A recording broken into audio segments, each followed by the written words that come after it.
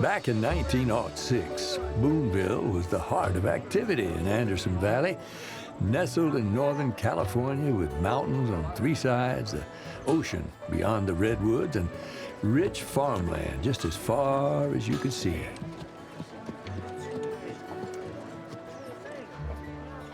Hard-working people live here from all walks of life. Every one of them has a story, and I know most of them, because I've been the town's doctor for as long as I can remember.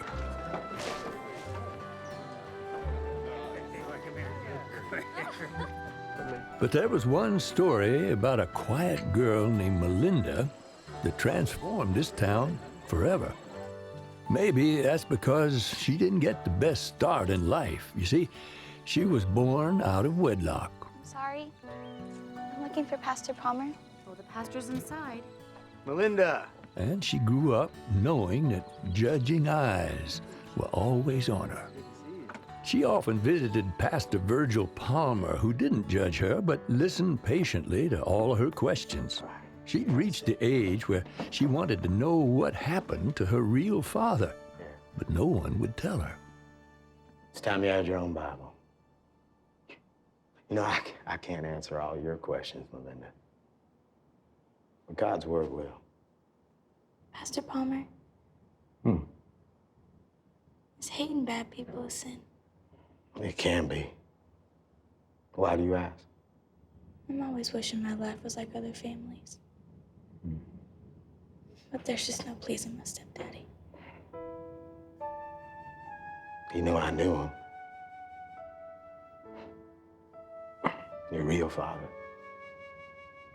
I've been wanting to talk to you, tell you.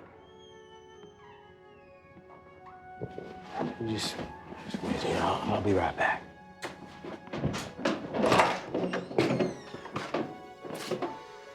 What are you doing here?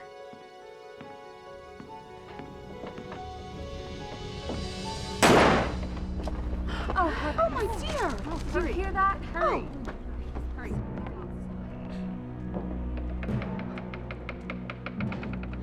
Someone help me!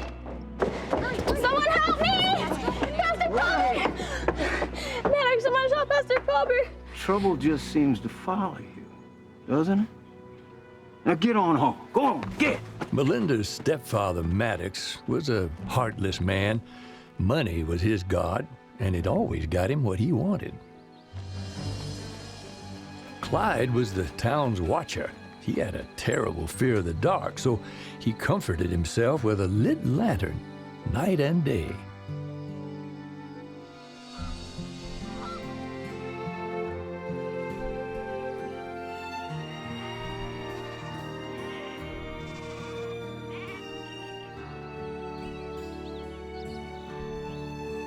Melinda's home looked as friendly as a warm apple pie on a windowsill. Melinda?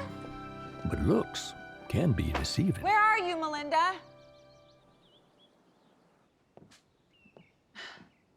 It's bad luck to worry your mama. Melinda! Child. Ow! That's for worrying your mama. We live too near an insane asylum. One of those crazies could have broke out and hurt you. You sit right down there, churn up that butter. Cover your mouth when you yawn. Your soul can go out of your body. Her mama's superstitions were an amusement and a puzzle to her. Actually, to all of us who knew Alice.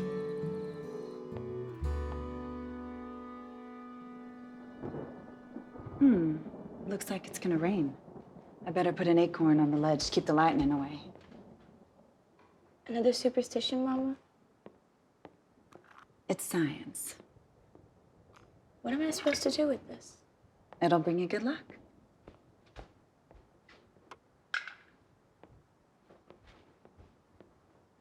Did my real daddy believe in acorns? What? Here, why don't you have some more milk? All you do is stuff me with food like I was a pantry. I'm old enough to know what happened to my father.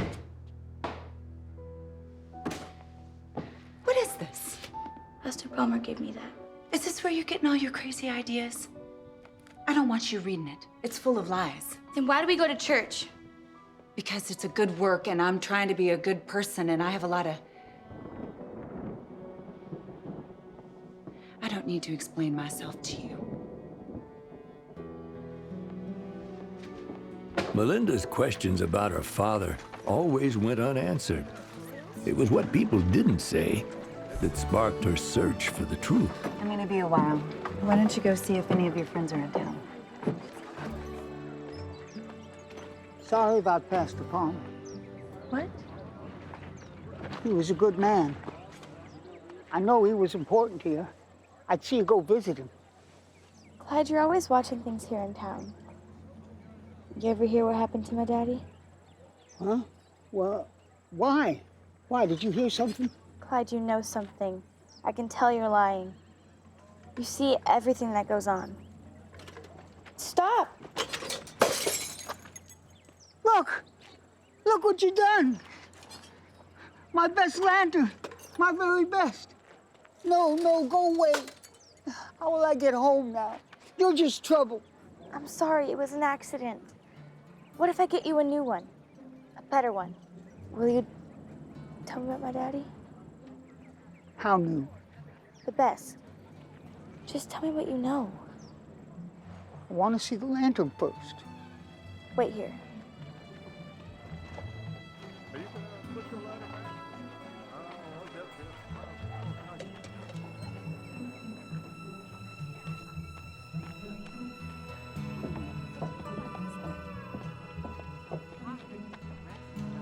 Here. Sure is a pretty one. Clyde, my daddy. Oh, yeah. Well, I know he used to work for your grandpa and grandma, and he was sweet on your mama. He was a good boy.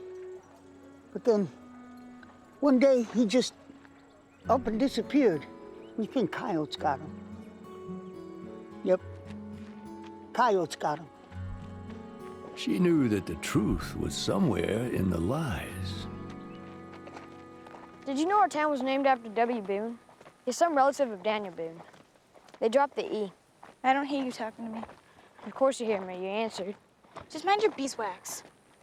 I don't care who this stupid town's named after. Stupid boy. I ain't stupid, Melinda.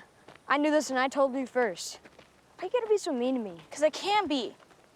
You're too stupid to stop me. Ow! You're meaner than a bear on her tic that. You're my sister, ain't you supposed to be nice to me? There ain't no brother, sister-in-law.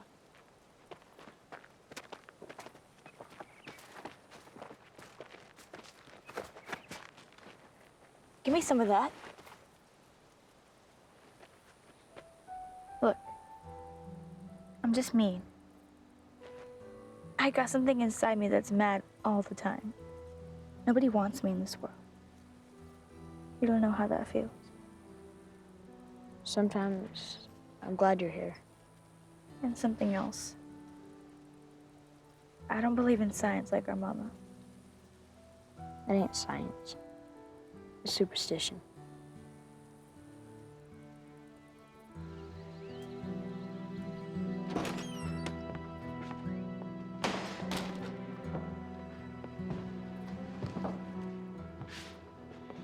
What happened to my new lantern? It was on the wagon. It was there when we left for town. I'll look for it. But first, Maddox, my mama's housekeeper, she quit, and I'm gonna need to go to Wendelling's so I can find someone to take care of her. Get one of those old hens that go to church with her up there to take care of her. Please, Maddox, this is my mama. I have to do what's right. Your place, sweetheart, is here at home with your husband. I broke it. What?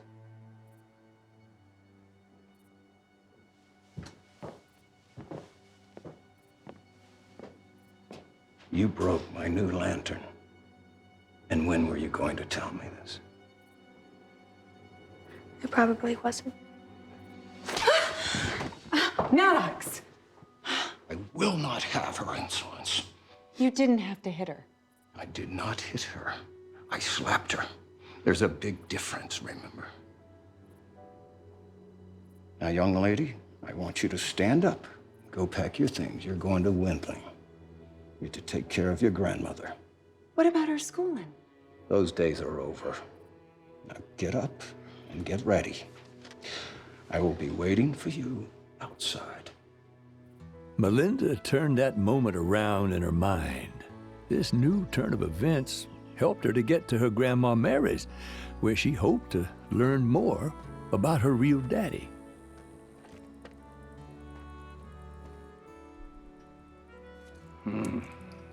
She's not doing well. Well, of course I'm not doing well. A Makaji old woman confined to her slugging nook. And on occasion, I hear my own death rattle. You call yourself a shovel tooth? Shh. Just get. Well, forgive me. What I meant to say was sometimes you don't act too nice. And I got no pills for that. Alice, we got to make sure she keeps taking her medicine, and we'll just hope for the best. Well, if we're hoping for the best, I won't be calling you, you old buzzard. I swear, Mary, you've been calling me that for 45 years. Alice, let's go! No, Mama. I gotta go. But I'm only a few hours away. And Melinda, she's a strong girl. Promise me that you'll come back real soon. I promise, Mama. I will. I love you.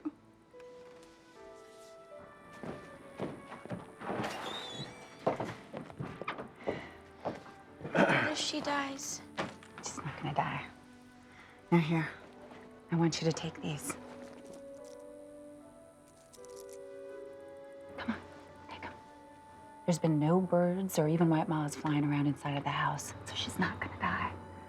And the doctor says she goes into these spells where it just takes her into the past, that's all. Are you coming in to say goodbye? Is she dead?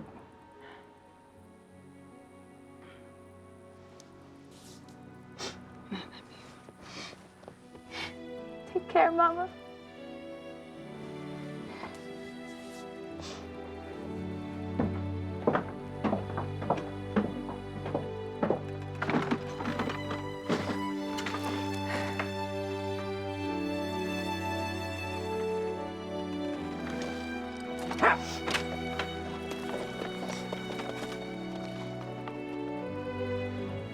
For the first time, Melinda was on her own. She was a little scared, but it turned out she was not completely alone. She was about to meet a quirky new friend named William, who liked to call himself Shakespeare.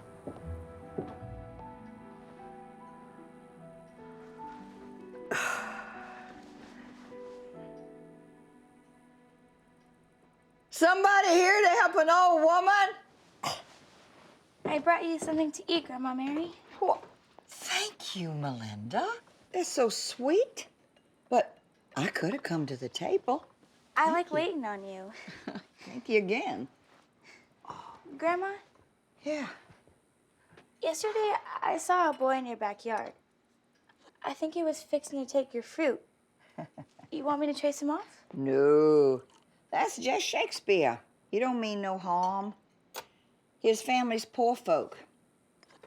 He cleans my yard, and I let him take all the fruit he can carry. God grows them for free, so I share. Why they call him Shakespeare? That boy, he took a liking to Shakespeare when he first learned to read. And now, he goes around quoting Shakespeare all the time and telling everybody he wrote it. Well, I think he's just a little bit confused. But he don't hurt nobody. Mm-mm. And the real Shakespeare, he ain't paying him no mind. Grandma, what's that other language you talk in? You mean boot? Now, I used to know a lot more than I know now. But your Grandpa Bayless and all those farm workers, why, they used to talk boot all the time. I kind of like it. Say, listen, did your mama, has she taught you to cook yet? Yes, ma'am. Some things. Well, then how about for dinner, a big fat hen with all the fixins? That sounds delicious. Okay. Well, then you better get out there in that yard and kill us a hen. Me? Yes, ma'am. You better get to it. Here, Chicky! Come here! Come here! Stop moving! Stop moving! Come on!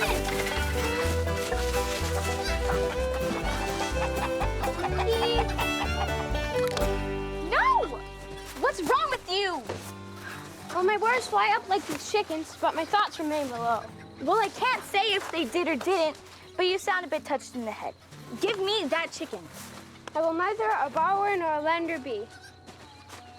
That's my chicken.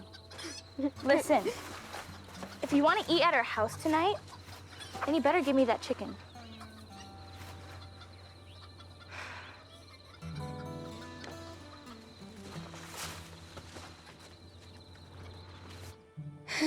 I declare I'll not have to eat again until morning. I say, 'tis an ill cook cannot lick his own fingers. Shakespeare, why do you talk like that? Well, I think conversation should be pleasant, without scurrility, and also witty, without affectation.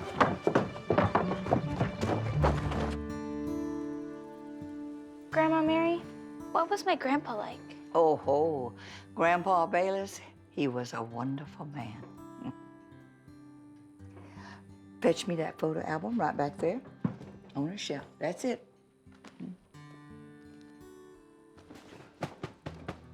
Ah, okay. Now, we had lots and lots of cows. And when they wore bells, we called the bell dingle honk. Dingle, huh? Yeah, and I think we call the cows, them broadies. That's it. Because, you know, their horns were so broad. Yeah. That was the boons, broadies. And then we had a lot of horses. Now, what did we call the horses? Look how full their tails are. That's it. Fuzzy tails. Oh, and the dirty old pigs. Now, we call them borp. Grandma Mary, can you remember anything about my daddy? Is there any pictures of him in here? Well, what does your mother tell you about him? Nothing. Some say he's dead. Some say he's in the hoosgow. Or the coyotes got him. I need to know. If he didn't want me, then I want to hate him. No.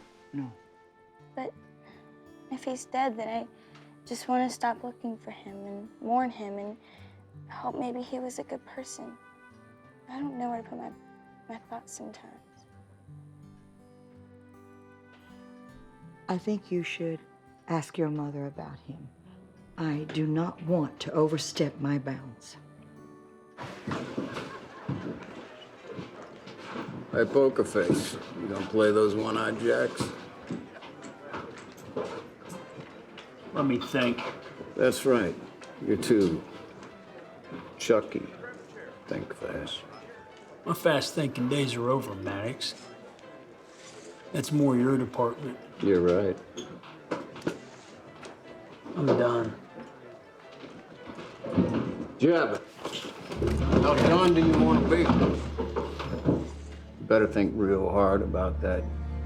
You still work for me, remember? I provide for you and your right wife. God is my provider. Oh, he is, huh? Does he pay your bills? Melinda wasn't one for putting up with nonsense, as Shakespeare was about to find out. You listen to me. No one would tell you, but I will. You did it right, Shakespeare. Look, I know a real language. I'll teach it to you, under one condition. Pray tell. That's it! If I teach it to you, then no more of this pray tell stuff. Very well. I'll tell you a story Grandma told me. And Eldon found some Forbes and Bucky's and felt high-pockety. So she piked to Boone and used her Higgs for Borb. You with me, William? Sorta. It's just smushing words together. And sometimes just making them up. Forbes. That's 4 bits all smushed up. High-pockety. That means rich. The richest man in Booneville was also the tallest man in town, which made his pockets higher than anyone else. Get it? Here, here. Oops. I mean, I hear you. I have to go. I promised Grandma I'd take her for a short pike today. Parting is such sweet sorrow. Shakespeare. That had better be something you just made up. I didn't think so. I'll see you tomorrow. On Sundays in Booneville, there were those who came to church to hear about God's grace, while others were there just to be seen. That was a wonderful service. Thank you, Sophia. We are so glad to have you as our new pastor. Well, thank you very much. I hope we'll see you next week. Of course. That's right. Thank you. Well, hey, young man. Nice service, Pastor. How about you, Maddox? What about me, Mr. Preacher Man? Well, did you receive anything from today's sermon? I sure did. It's the old grace of God that saves us. And not our own good works here on earth. Kind of gives us permission to do what we want to do. Wouldn't you say? Well, If my workers did that, I'd give them the boot like this little boy. Come here. Get out of here. Get on. I'm so embarrassed, Pastor. you're not responsible for your husband's beliefs, or lack of. Well, if I was just a better person, or if I would have kept myself proper, he might be a better person too. That's not your job, Alice. That's the Lord's job. Think about what Paul said in Ephesians. By grace are you saved through faith, and that not of yourselves. It is a gift of God, not of works. I'll keep that in mind, Pastor. Good day. Thank you.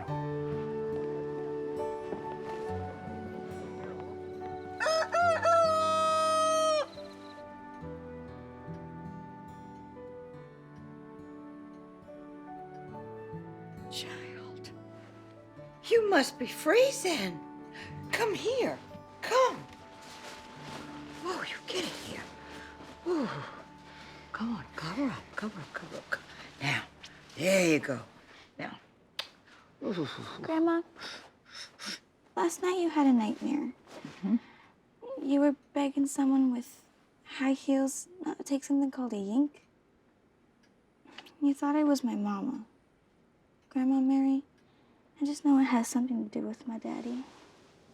If I'm old enough to ask, ain't I old enough to know? You speak the truth, child. I guess all this Boone talk has stirred up memories.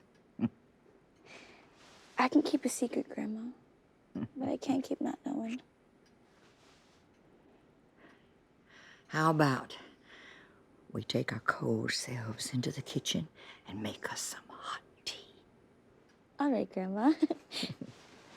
But if you feel your thoughts wandering, keep talking. Maybe you'll finish in Bootman. Mama said that we were all bits and pieces of each other. Uh-huh. I want to be like your bits and pieces, Grandma.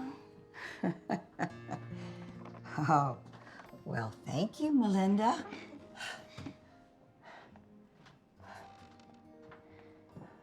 Melinda, I want you to believe me when I say that your mama and your daddy, they were very much in love, and they wanted you. They just put the cart before the horse.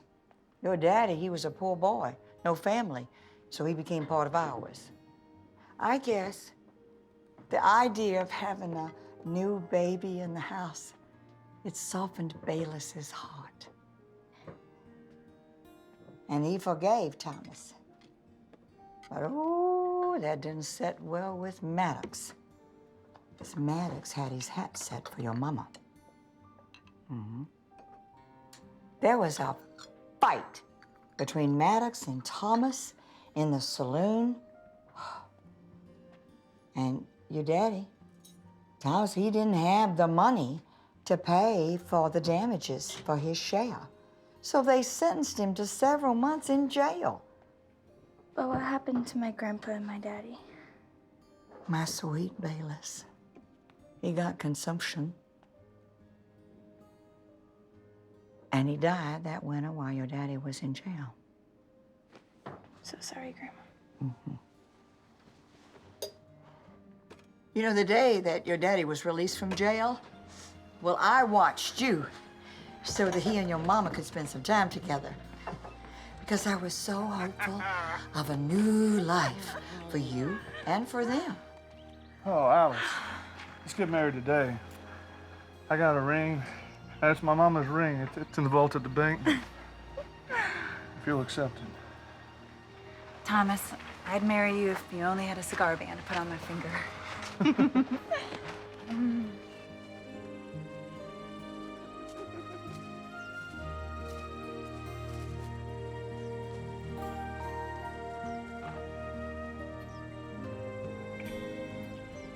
What happened? That day, he was arrested again. This time for horse thievery? Oh, they said that there was so many witnesses. Oh, yes. Oh, well, it happened so fast. I feel so sorry for my mama. Your mother cried for days. It was a horrible turning point for her. She abandoned her faith completely, and she got deeper into more superstitions. And when she decided to marry Maddox, it didn't make any sense. She didn't love Maddox. But what happened to my daddy? We don't know. Your daddy gave your mother a necklace that he carved himself. And when he didn't come back, well, she threw it away. But I fetched it out of the trash. And I think I know somebody who should have it. Somebody named Melinda. But I gotta remember where I put it. But I will. Yoo-hoo! Anyone home? It's just us church boys. Hello. Oh, you must be Melinda. Please come in. My grandma's taking a nap. Oh, what a sweet girl you are. I expected You that we... expected us, right? We are the committee that checks in on our elderly once a week. They send us young ones. We brought lots of goodies for you and Mary.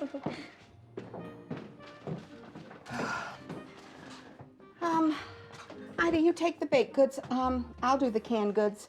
And Sister Martha, will you take care of cleaning the kitchen and take your time? Oh, never a need to rush. Dear, do you have a step stool? Yes, ma'am. Poor little thing. Such a pity, born out of wedlock with a monster of a father who just run off. Just a monster. Alice is very lucky that Maddox is such a saint and took pity what with her being soiled goods. He's a saint, a real saint. Here's your step stool, ma'am. Oh, thank you very much, darling. I have a question. Sure, what is it? You ladies know the Bible and all the good parts and the bad parts, right? Oh, yes, dear. I don't think Thelma and I have missed a Sunday in 20 years. Oh, I gave birth on a Sunday once, but the good Lord understood. Oh, yes, it was Sunday. So I'm sure between the three of us, we can answer your simple little question. Does it say anywhere in the Bible that we get to choose our parents? No, actually it doesn't. Then which sins am I supposed to ask forgiveness for? The ones I do now, or the ones that happened before I was born?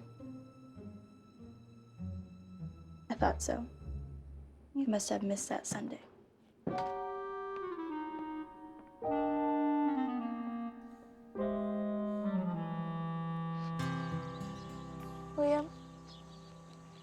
God knows us before we're born and what we're gonna do, then how can he be mad at us? God's mad at us? Well, not us. Not right now, anyway. I figure if church-going people don't have trouble with God creating the heaven and the earth, then why do they have trouble with forgiveness? You know what I mean?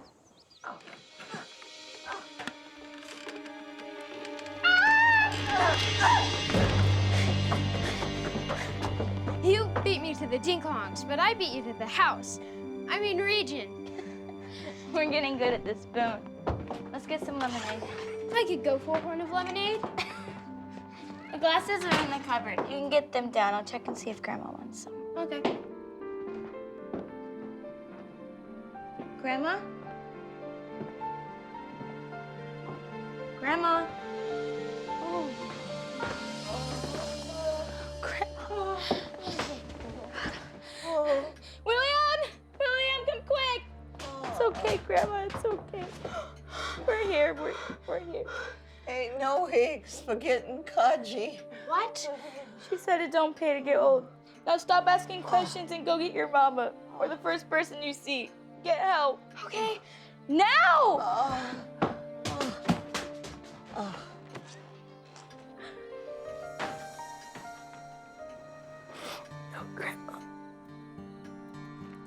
Fortunately, there were neighbors not far away that could help.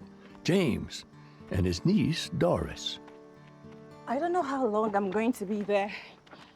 I mean, that was a bad fall Mrs. Mary took. Really bad. Oh, I sent the message to her daughter like the doc asked. Okay. I reckon she'll be there just as soon as she can. Oh, John. You take care of Samuel, okay? I've cooked up some food and baked some cookies for you all. All right? Don't you worry. We've been feeding ourselves for a very long time around here. And we already found the cookies.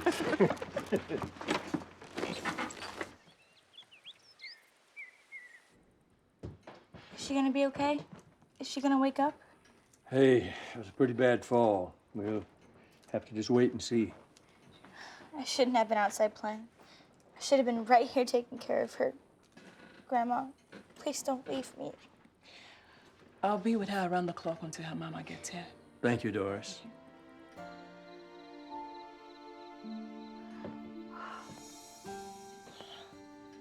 I know. He told a boldly. Maddox knows the whole earth. Grandma, I don't know those words. Bogley and Earth. She says Maddox knows the whole Earth.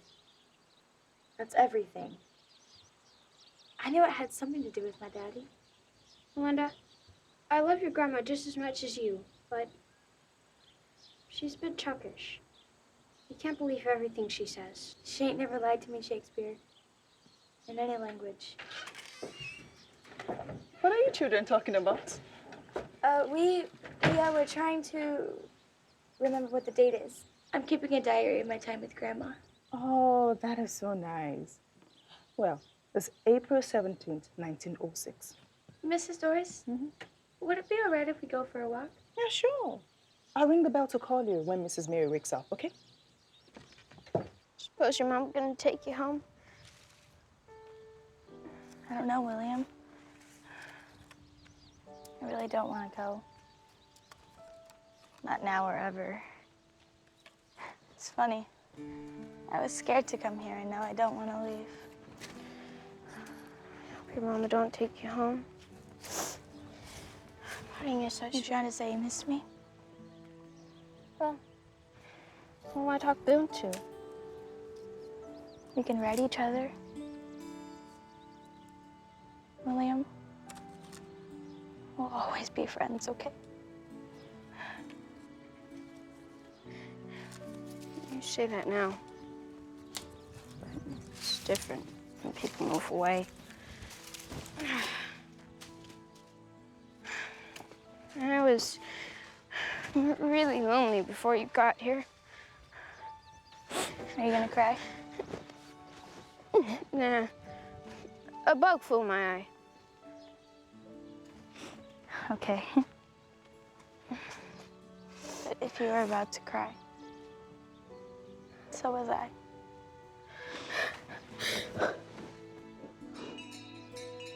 Grandma. Grandma.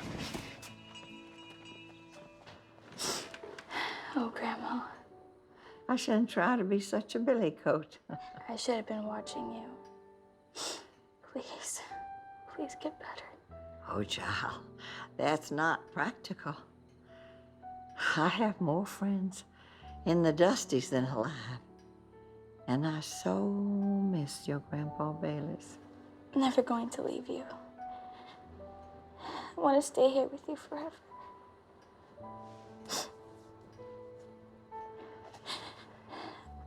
I'm going to say goodbye to William. I'll be right back. Melinda, hear me. Always listen to that still, small voice inside you. That's God talking to you. You go take all the time you need to be with your friend. 'Cause Grandpa Bayless, he's right here with me.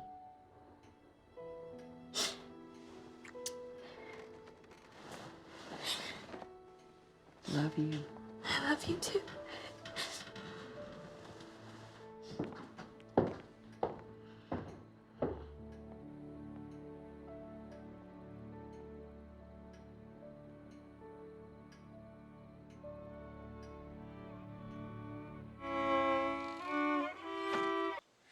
I want to stay close to the house. Can you come early tomorrow? Sure.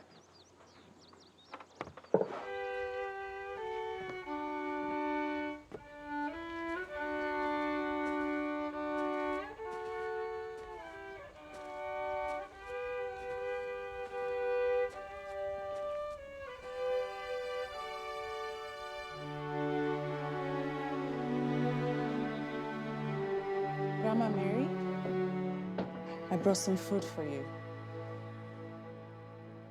Grandma Mary?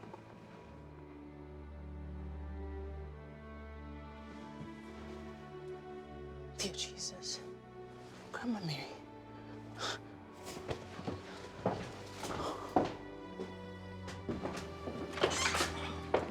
I'm gonna keep Grandma company. No. She's asleep right now, okay? Why don't you go read in your bed? I'll come get you when she wakes up. All right? Okay.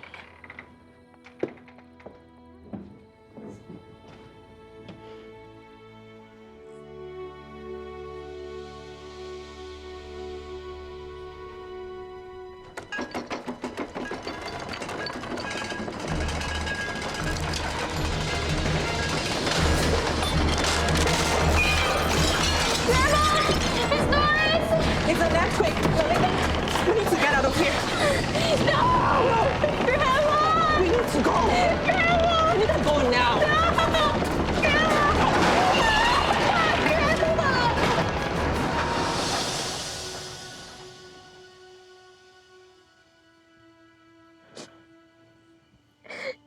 She's going to be with your Grandpa Bayless now.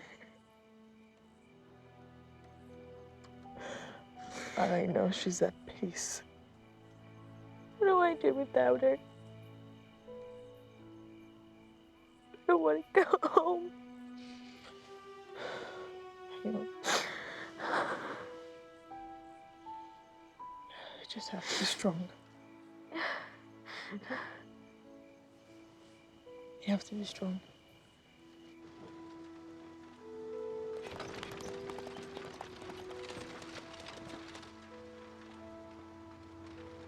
Oh my God. It's Uncle James. Oh, thank you, Jesus. Uncle James. Oh my God. Thank God you're alive. Where's John and Samuel? But John's with the boy. They were shook up a bit, but they're okay. I have Shakespeare in the back of the wagon. Yeah. His parents are dead. Oh my God. And he's bad hurt, and we need to get him to Boonville to Doc Woods. Oh no, not Shakespeare too. Our town was tore up pretty bad. We learned later the quake was centered in San Francisco. But right then, folks were desperately looking for friends and family members. Melinda! Mama! What do we got now? What? Oh, Lord. Let's get him inside, quick. And Marcello, James, help me now. Grandma said that Grandpa was here with her. Ain't that something?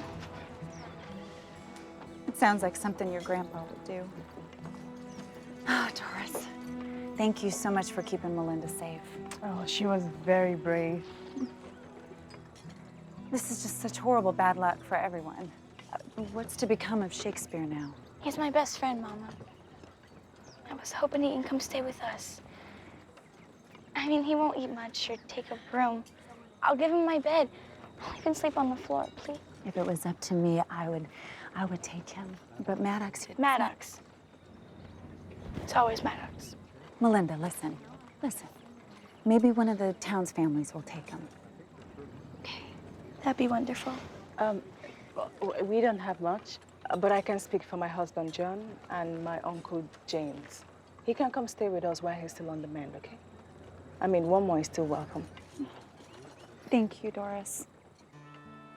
The earthquake reminded everyone how fragile life is and how much we all need each other. What troubles you, Candelario? My soul is dark. For some, that meant looking back with regret. I'm kidnapped by my guilt. And I wish to be free. I must be sure before I speak my words. But who? My words are not trusted in the white man's world. For James, thoughts of the past brought a heavy heart.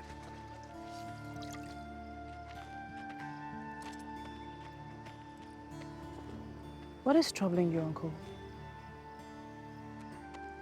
I can't get Melinda out of my thoughts. I saw something years ago, and I should have said something. What did you see? It was Melinda's father. They said he stole a horse, and those are hanging words.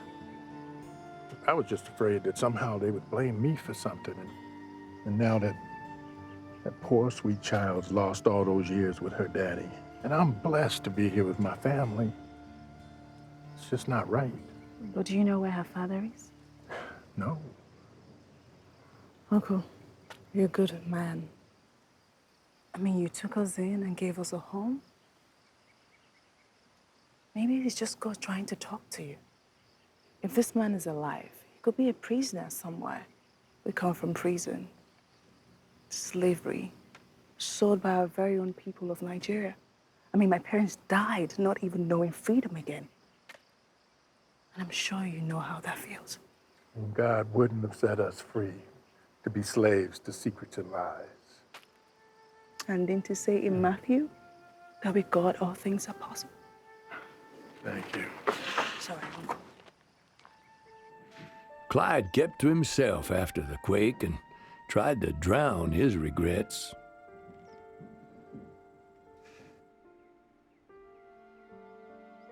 Jeb couldn't shake his guilt over the past either. Jeb, in my country we say, Dio è quello che legge i nostri cuori. What's that mean? God is the one that reads our hearts. I want to talk to you about something.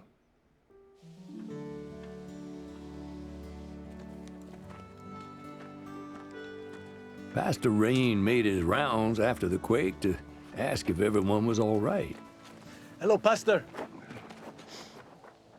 Hey, Marcello. How did you fare in the quake?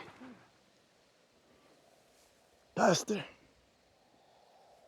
the other day after the earthquake, they brought this little boy to the doctors. He lost his parents in the earthquake. It's so sad. My thoughts go back to this little boy. I want to do something. Well, maybe you can. He's gonna need some help. Let's pray about it. Thank you for helping my father today. The earthquake caused a lot of damage. Where else would I be? Family's important. This boy you talked about, let's give him a home.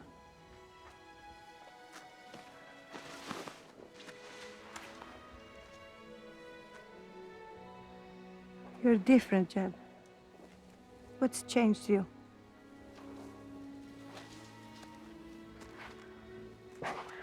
I've been reading. Virgil told me once this would give me peace. Sophia, what it says about me is true. I'm guilty. A sinner. Been and done some of those things I read about in this book. What things? Bad things. I did some bad things a long time ago. I don't have all the answers yet. I've asked God to forgive me and to help me. We'll find the answers. Together. Losing her grandmother was the saddest day of Melinda's life. She comforted herself by knowing she'd never have to bury her memories.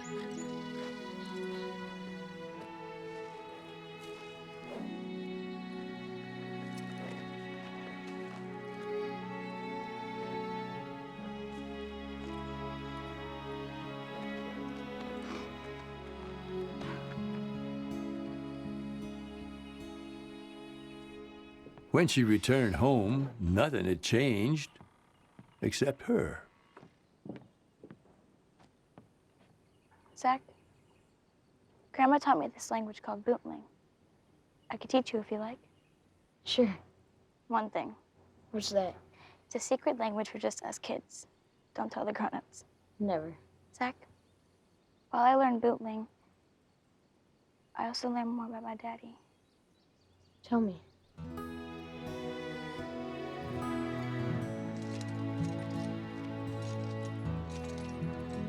Hi, Melinda.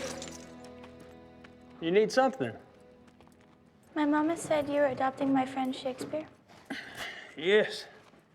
We're very excited. You'll be a good father. Jeb, you knew my grandma. Yes, I did. Her and your grandpa were wonderful people. She said you knew my daddy. I don't recall. His name was Thomas?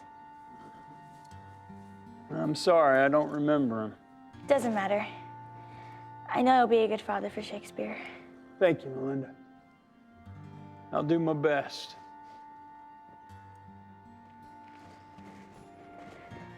Melinda. Yes?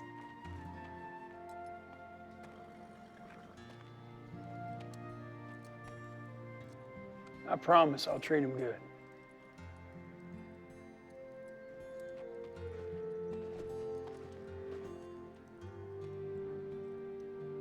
Several weeks later, Shakespeare had healed well enough in body and spirit for James and Doris to deliver him to his new home.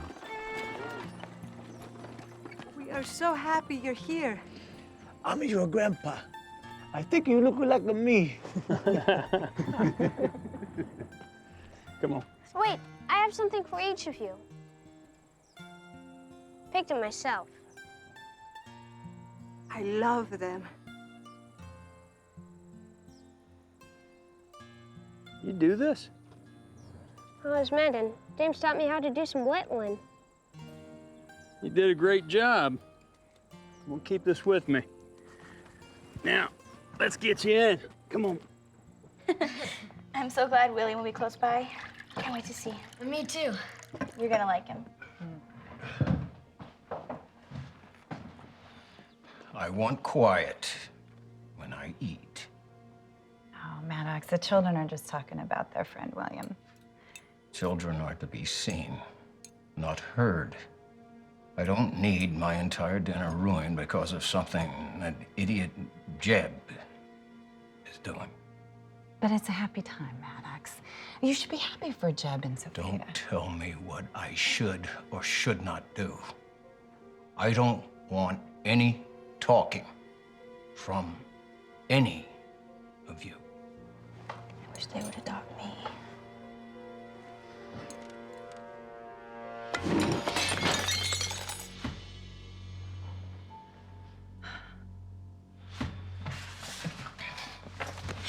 No, give it back!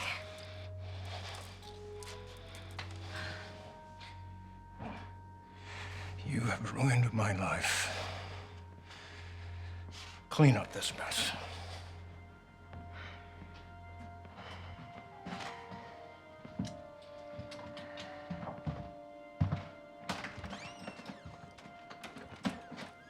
Melinda, where did you get that necklace? Grandma. I'm sorry.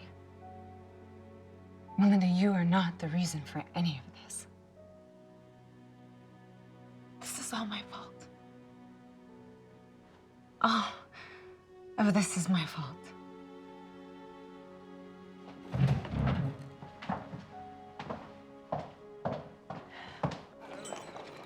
Who could help me with the price? Can you? You can. That you can. Can you? Well, well, well. Look at the big shot. Oh, that must be Maud. Thanks, girls. Maud. Hello. You know, if you didn't keep raising the price of hay, you wouldn't need to feel so bad. I don't feel bad, do I? I don't know. Hey.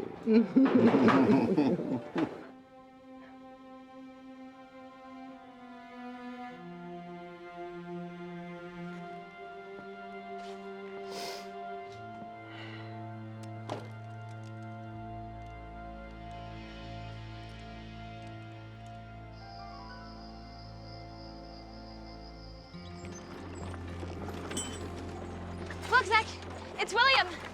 It's William. William! William! I'm so glad to see you. I have so much to tell. William, they said you were alive.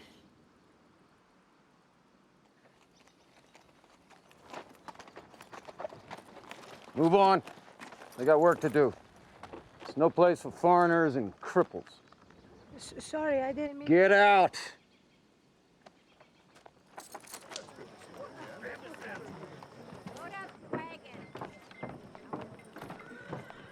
Sophia.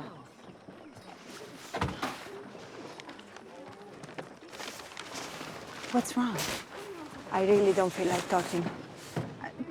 But Sophia, I'm your friend. What have I done? You... It's Maddox. How can you stay with him? I cannot be near him. Shakespeare cannot be near him. But Sophia, please.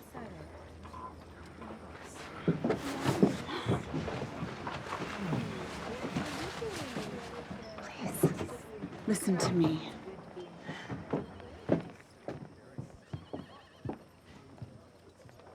I know what you say is true, but I don't know what to do. The other day, I was sitting all alone, and I wasn't afraid to die, and that scared me.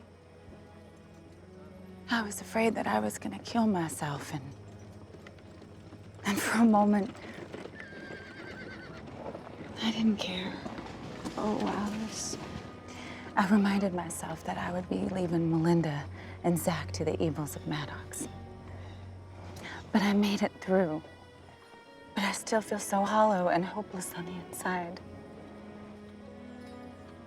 I have no answers. And I have no way out. But please, please do not give up on our friendship. I won't. Let me ride with you, and we'll talk.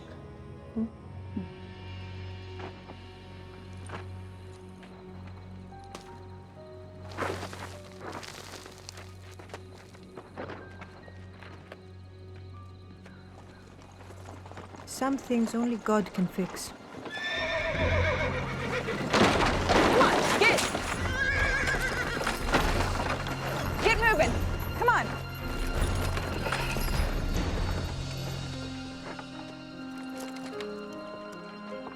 Come on, get! Come on! Come on! Move! Ah. Come on, move! Come on, move! Ah. Alice?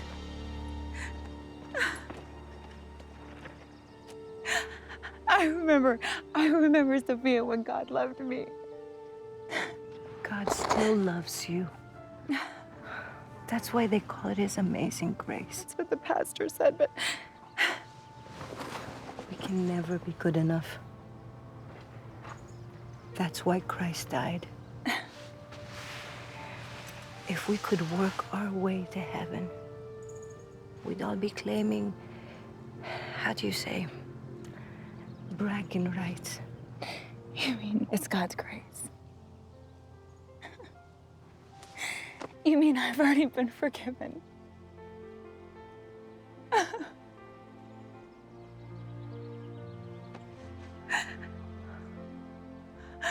I understand. I understand.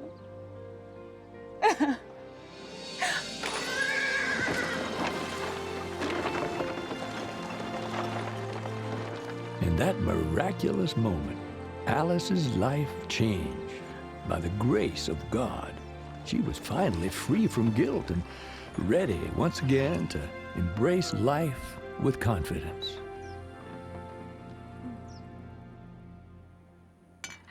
Where do you come off yelling at my wife and son?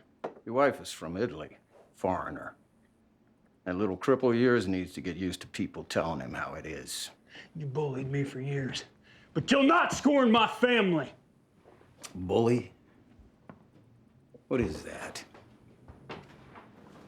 You need to unload yourself out of here before you can't walk. Because that pretty little wife of yours doesn't need two cripples to take care of. You watch your mouth, Jeff. My wife and son will not be disrespected by you. Oh, yeah, well, that's mighty strong talk, Jeb. I'm gonna undo everything I can. Oh, you are, huh? Yes, well, Jeb, I can't allow that. You can't do anything to me. You've got the perfect defense. You rushed in here and attacked me.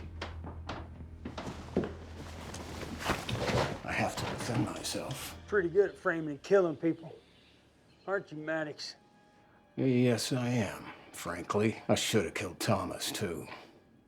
My mistake. My daddy might be alive. You're in deeper than I am. You and Virgil committed the crime. I didn't. Then he got a little religion to cover it up. Ensnared in the words of thy mouth. To quote Pastor Virgil. All this because you wanted Alice. And for what? You're mean and cruel to her. To all of them. Do you think I care what that woman wants? I can have any woman in the valley, and I have. Alice rejected me, and she shamed me in front of the community. She chose Thomas, bore his child. I'm a saint for just taking her in. The worse it is for her, the better it is for me. You're despicable. Shut up.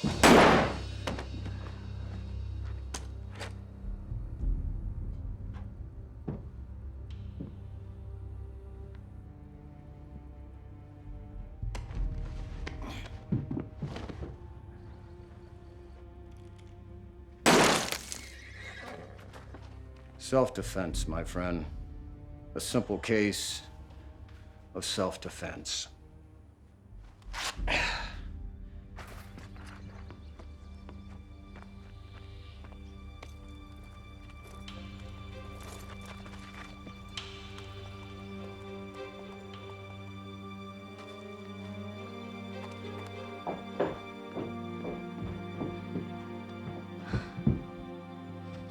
We'll help you, Mr. Harper.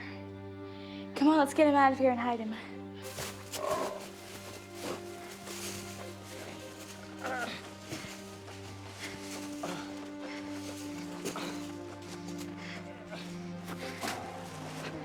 Zach, Maddox is gonna be looking for us.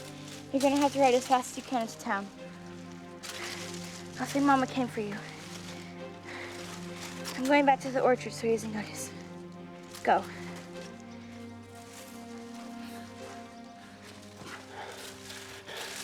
So sorry.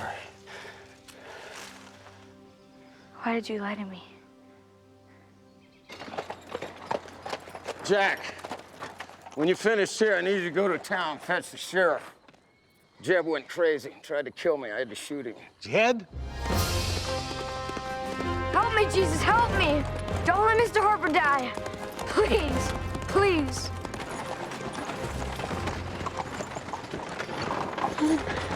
Mama, listen to me. Whatever you do, just agree with me. Maddox shot Mr. Harper. What? I told Maddox you came and got Zach, but Zach went to go get the sheriff.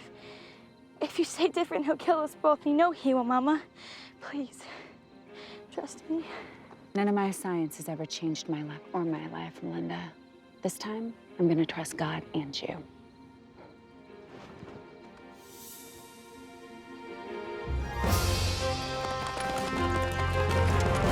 Today we heard Maddox confess it with our own ears. Daddy didn't do anything wrong, Mama. You don't know how many years I've been waiting to hear those words.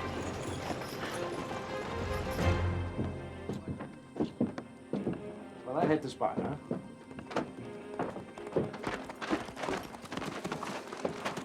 Sheriff, I need your help. There's been a shooting.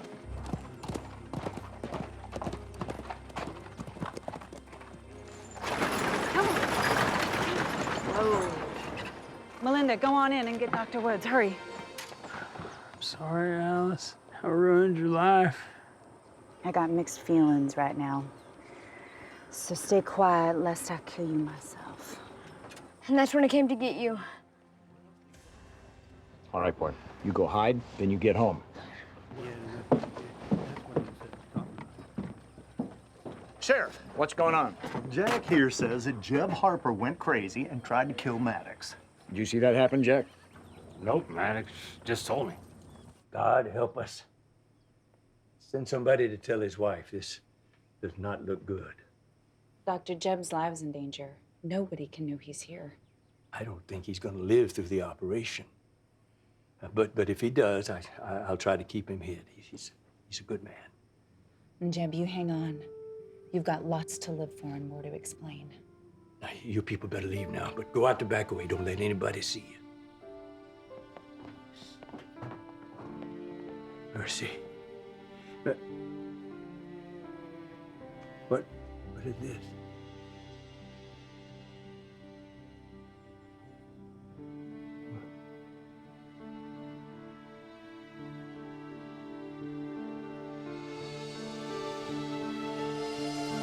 My God. Lord, sure did your part. Please help me with mine.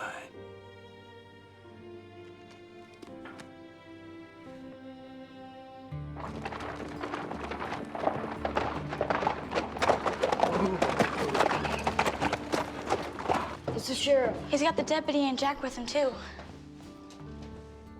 All right, now don't say anything. I'll talk. Okay, both of you, now get out of their sight.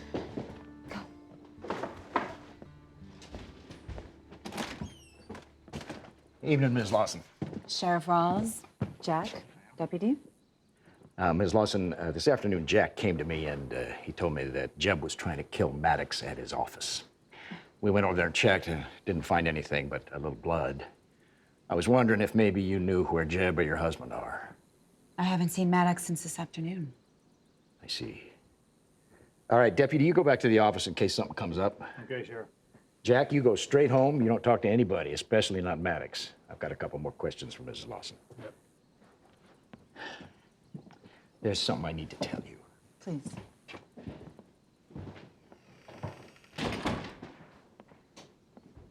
Where are the children? We're right here, Sheriff Rules. Oh. It's a brave thing you did today. They're good children. I think maybe what I have to tell you, they probably shouldn't hear. All right. Children, it's time to go to bed. Mama. It's okay. Go on.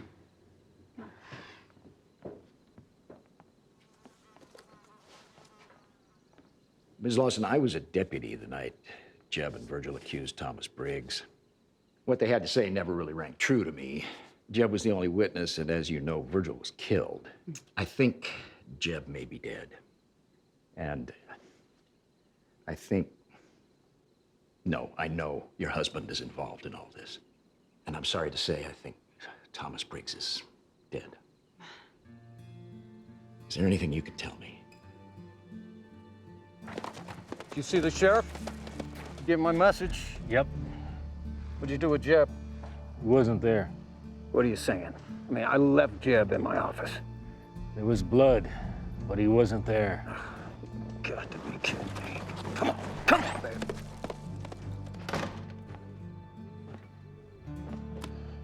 Seen Jeb? Is Jeb here? You come here to pay his bill? He passed away this afternoon. Dead? Yep. You say anything before he died? Nope. Who else was here? Nobody. Doc, don't lie to me. When you came barging here like a birk, I was just filling out his death certificate. Now look, how you run your fields, that's your business, but this is my office, and I don't want you in it. I've sewed up too many Kimmies from the fisters you started, and they never seem to stick to you, do they? Maybe it's that layer of money you're covered in. Layer of money. Doc, that is funny. I don't think I'd rest so comfortable on my money now, Maddox. You ever think maybe you're having money is your punishment? The good book says, to whomsoever much is given, of him shall much be required. Look what you've done with yours. Oh, yeah, that's right. The whole town solvent. You're absolutely right, Doc. I'm not afraid of you or your money, Maddox. And you ain't gonna kill me. Oh, my heart. You all right, Doc? Now, give me that gun or you're a dead man. Give me that gun. Take it. Well, it was my job to bring you into this world, but I'm old now, and it'll give me a great pleasure to set the world right by taking you out of it. Now, get out. So Thomas Briggs was convicted on the testimony of just 2 people. Nobody else testified. It was declared an open and shut case. Why didn't anybody look into this further?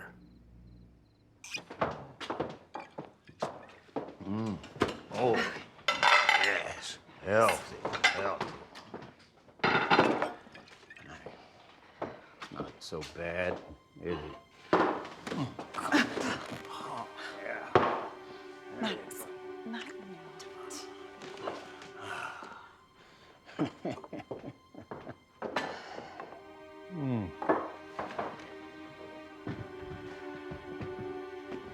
There you go. No. Baby, just give me a little. No, man. No. I'm not afraid of you anymore. I just want a kiss. Stop it. Everything I've ever done, I've done it for you. For me? Yeah. Everything you've done for yourself. You treat me like a piece of property. Look at you.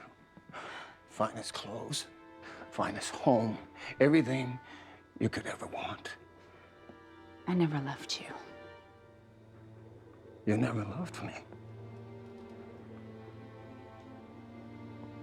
That hurts me. Is that what you want? Hurt me?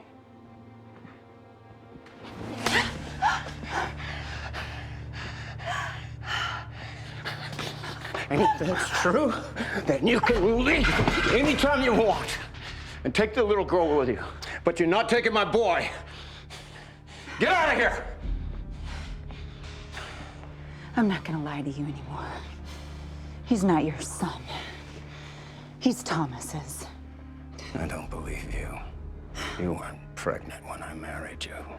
Yes. Yes, I was. Then what does that make you? Remember to lock your door, Maddox. Are you all right, Mrs. Lawson? What do you think you're doing? For one, I'm taking you in for not treating your wife like a gentleman. It's not a crime. And Jeb has gone missing, so I'm taking you in because there's blood in your office. And if I can prove it, for the death of Pastor Virgil Palmer. Alice, notify my uncle. No need. You'll see Judge Lawson down at the jail. Get him out of here. Let's go. Move it, Maddox. You okay, Mama? Is it true, Mama? I'm so sorry you had to hear it this way. It's true.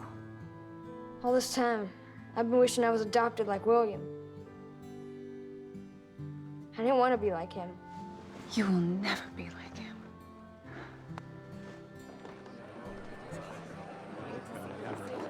It took a while, but finally the circuit judge came to town and held a hearing in the saloon.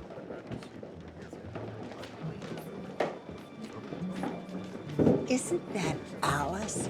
And that must be that child next to her. Don't judge the child or the mother. Well, I never. Yes, you did. Silence in the court. All rise. Court is now in session. The Honorable Judge Mordecai Price presides.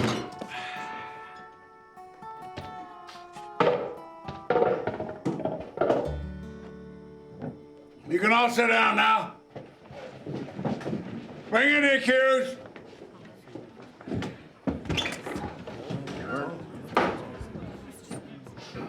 What do we have here, Sheriff? Maddox Lawson, suspicion of murder. Order! Judge, I've taken care of this whole community. I put money in. Listen, you're not to talk to me unless I say you can. Sit down. Continue, Sheriff. There's a man who was dealt some midnight justice, some vigilante justice, for a crime or crimes that we don't think ever happened. Order! I said order! What does this have to do with the accused?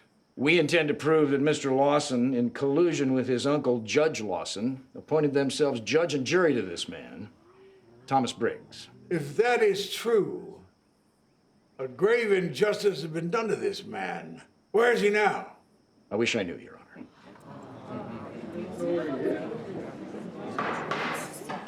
This court is adjourned until I can review all of the records of this case. While I'm doing that, Mr. Lawson will remain in custody without bail.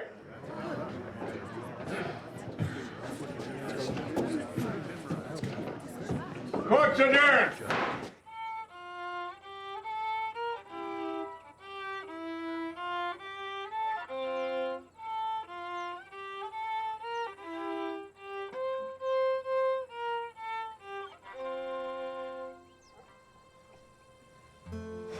I wish I could fix all these problems.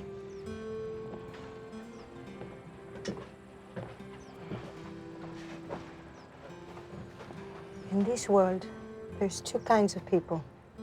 Those that fix things and those that break things. I'm sure that you're one that fixes things. I miss Jeb. I do too. Court is now open. I reviewed the records of this case, and there aren't many, I must say. There is no proof that this man was given his day in court.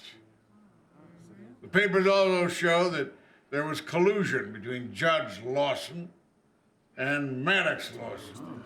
They're both in custody. What else you got, Sheriff? I have a witness, Your Honor.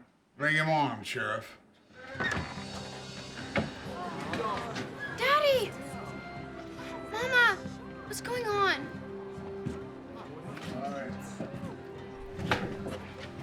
We had to keep Papa safe, William.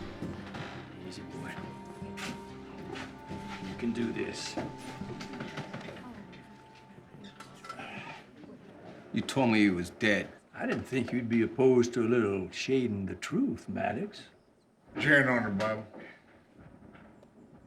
You swear to tell the whole truth, nothing but the truth, help you God? I do. What happened?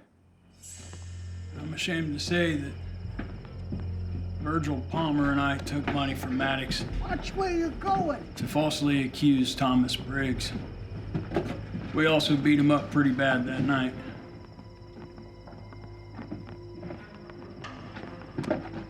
Ah! Oh! Oh! Stole my friend's head. I didn't steal nothing.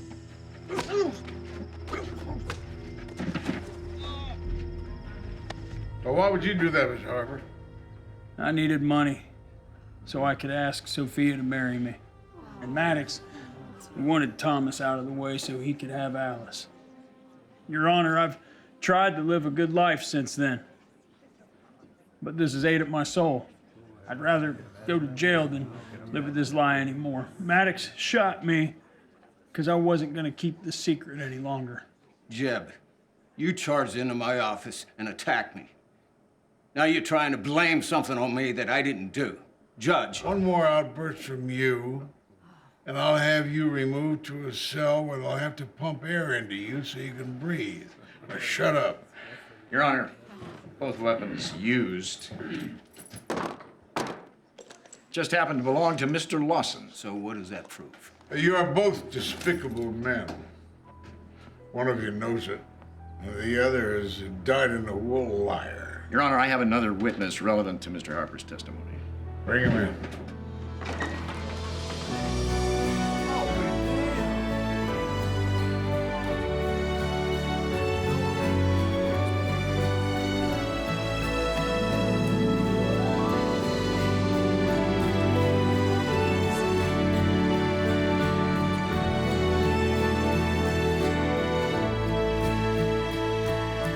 Keep it moving, Sheriff. This is Thomas Briggs. Judge Lawson confessed that he had Mr. Briggs removed to a Mexican prison south of the California border.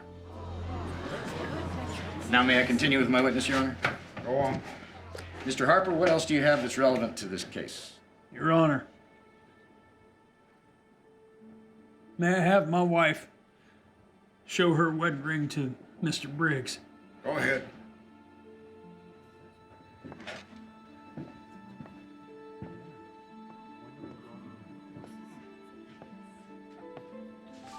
It's my mother's wedding ring. Took it from the bank the day I was arrested. It was meant for Alice.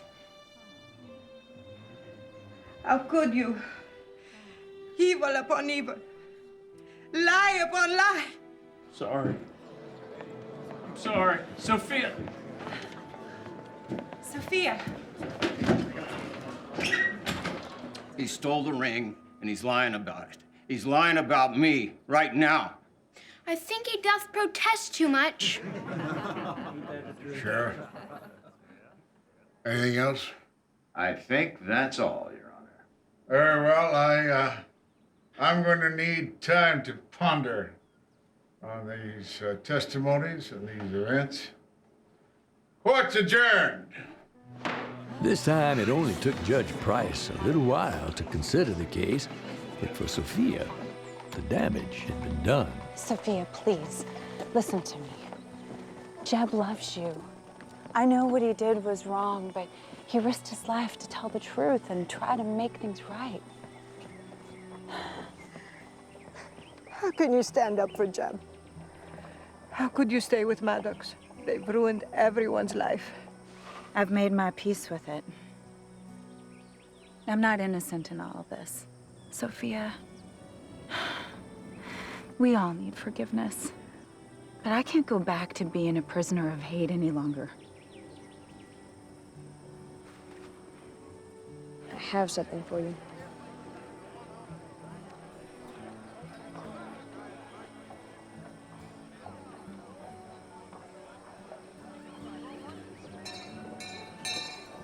Court is back in session. Y'all come on in. Court is now open for business. Mr. Harper, while I welcome your confession, but there are so many stories attached to it. What we have here is Maddox's word against Jeb's. I'm about to make a judgment here.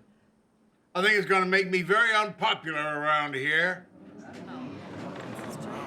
Your Honor? Yes. I was outside helping Mr. Marcello unload the wine. I saw what happened in the alley. You took his horse and money. I even saw the glimmer of that ring there in the light.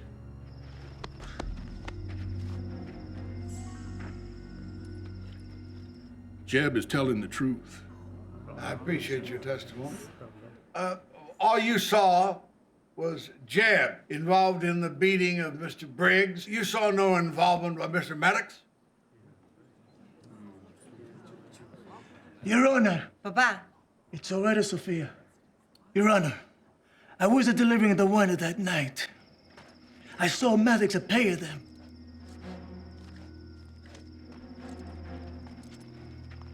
Did you get him? Yeah. I don't think anything, because I know Maddox is a richer man. He hired a lot of people. I know Jeb.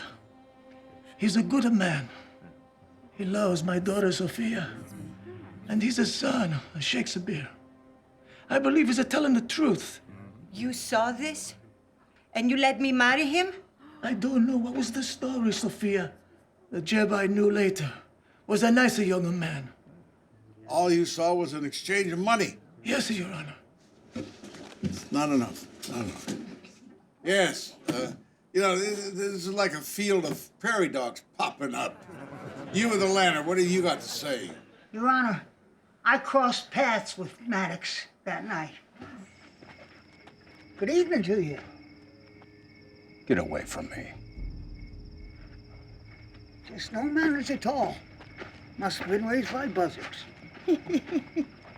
I greeted him cordially, but he weren't friendly. And later on, I saw him talking with Jeb and Virgil real close. Now, I was a hard of hearing, but I got good eyesight on account of I always carry good light. Well, I'm delighted at that, sir. I'm very happy for you. But I do have to say to you that, as my sainted mother would say, the road to hell is paved with good intentions. I need facts. Judge, are you gonna listen to every maniac that pipes up in here? Hold your tongue. Your Honor, may I speak? Go ahead. That night, I saw Mr. Lawson give money to those men. He say, Tell him some serious bogley about what this blue-tail did. Don't mind old Candle. That Deacon G don't know one word of English. He can't shine light on anything we're doing here. What about Thomas? That's taken care of. he say, I no speak English, so I no bother to them. And he right. My English very bad back then. But at time, I speak very good bootling. I heard every word he said that night, and I saw his money. He paid these men for this evil deed. All right, now, in your own words, I want you to tell me what you saw that night.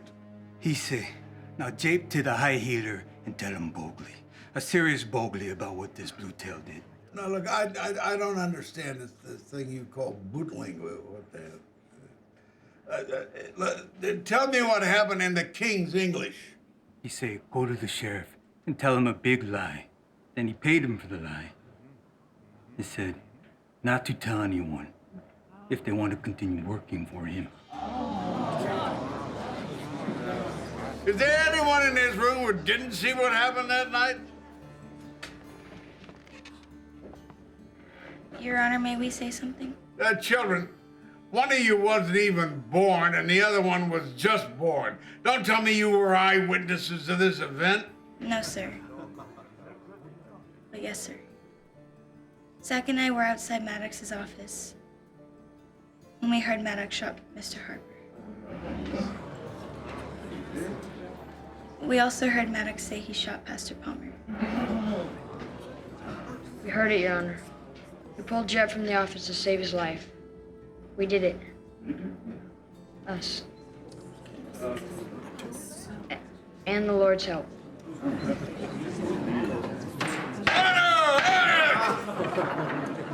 Order in court!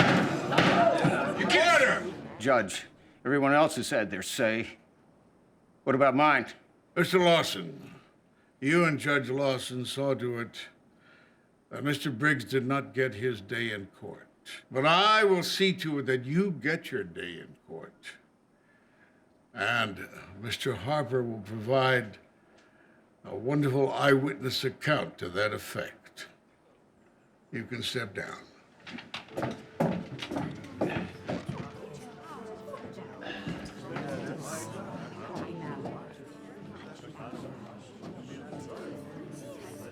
All right, dang it, I'm about to make a ruling here.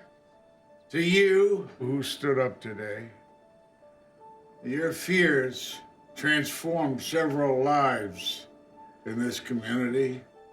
But today, we are able to right a terrible wrong.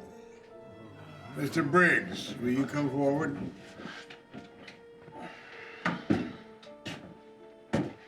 There's no doubt in my mind you have been maligned and falsely accused. And as a result, you have lost precious years of your life. There's nothing I can do to give you back those years, but I can promise to do everything in my power to see that you will have the years ahead of you. Sheriff, let this innocent man go free. The court's adjourned.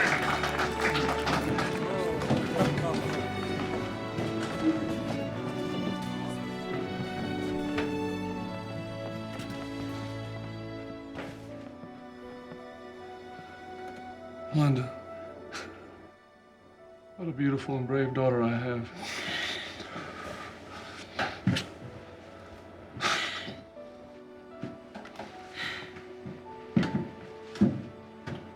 Thomas, The memory of that last night that we had together, it saved my life. It convicted my heart. That day for me was more than a memory, too. You have a son. Zach.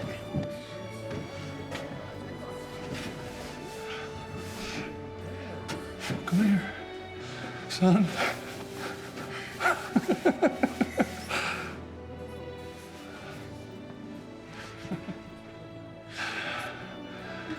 Come here.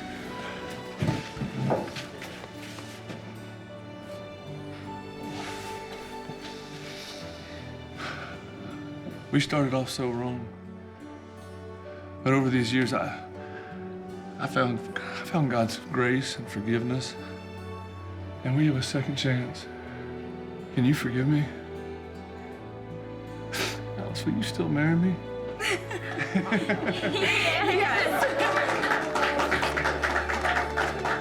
Well, it's about time.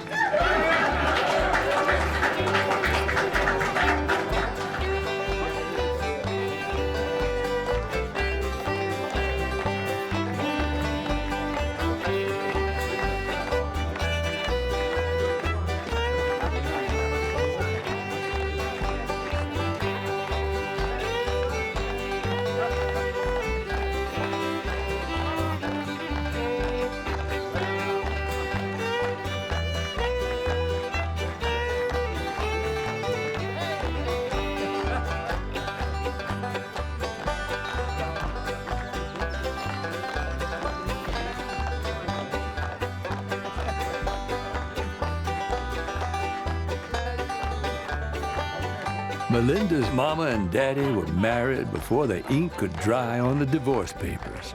And old Judge Mordecai Price didn't give Jeb any time in jail because he felt he was reformed. It took no time at all for Sophia to forgive Jeb, and that gave young Shakespeare a family again. Maddox and his uncle, retired Judge Lawson, were given that day in court as Judge Price had promised. They were both sent to San Quentin State Prison for life. Everybody stayed up all night after the lock-in, just harping about all the goings-on and about how everybody makes mistakes. Melinda learned that her value was not determined by the decisions people had made before her. God loved her because he created her, and she was one of a kind. Yes, sir, God will override all sorts of situations that we get ourselves into.